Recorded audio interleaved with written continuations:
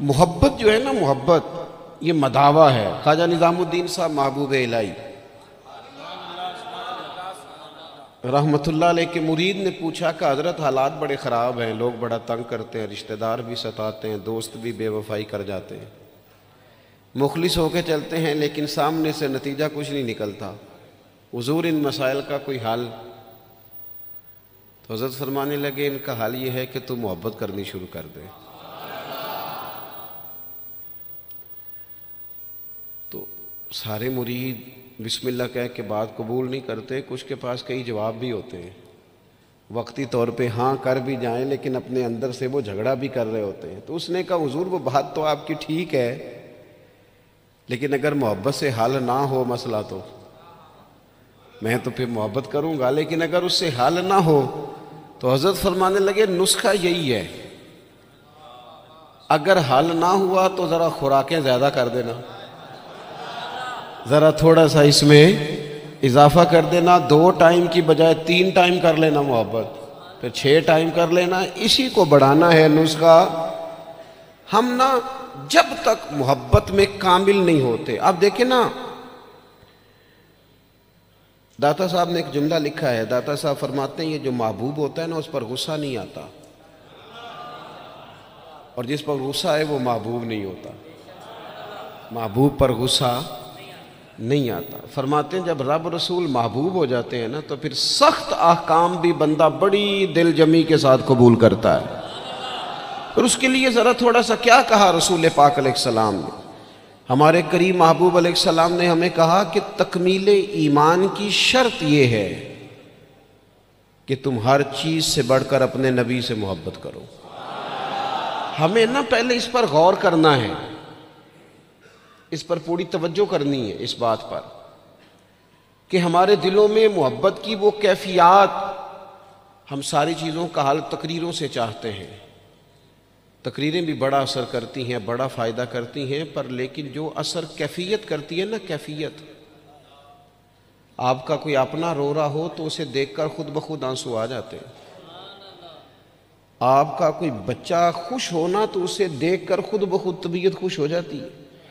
پہلے یہ عملاً دیکھنا ہے کہ رسول رحمت علیہ السلام کی محبت ہمارے اوپر کس طرح طاری ہے، اس کی کیفیات۔ والد صاحب اکثر پریشان رہتے ہیں، کاروبار نہیں چلتا، حالات ٹھیک نہیں ہیں، معاشرے میں سوسائٹی میں گزارا کرنا مشکل ہو گیا ہے، کئی دکھ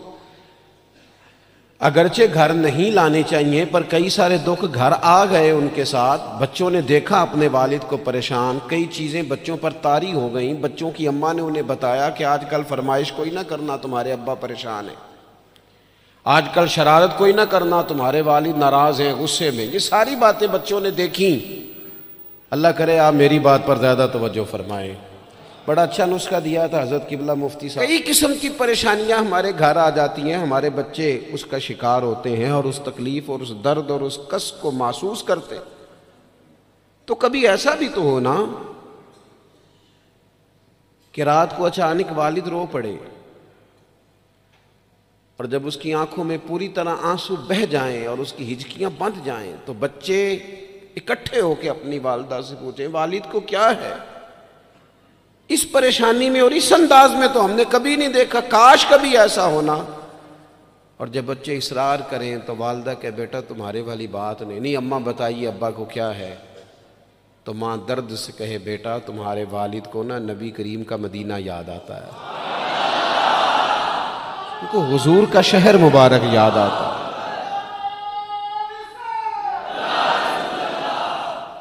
یہ جب یہ کیفیات ہماری اولاد تک پہنچیں گی تو اس کا جو اثر ہوگا نا، دیکھیں نا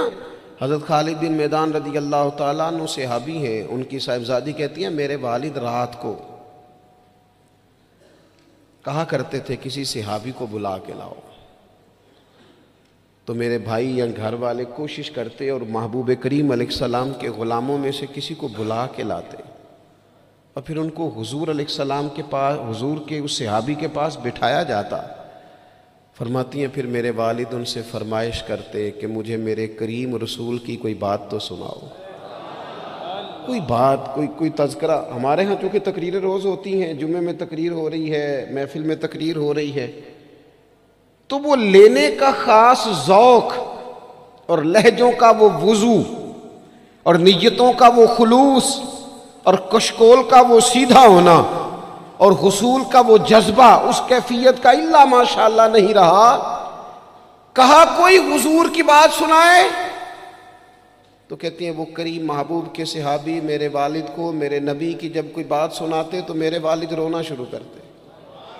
اور جب کچھ لمحے اس کیفیت میں گزار لیتے تو پھر ان کے لیے وہ دن رات گزارنا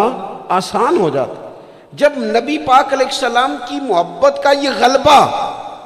طبیعتوں پر طاری ہوگا، مزاجوں پر یہ غالب ہوگا،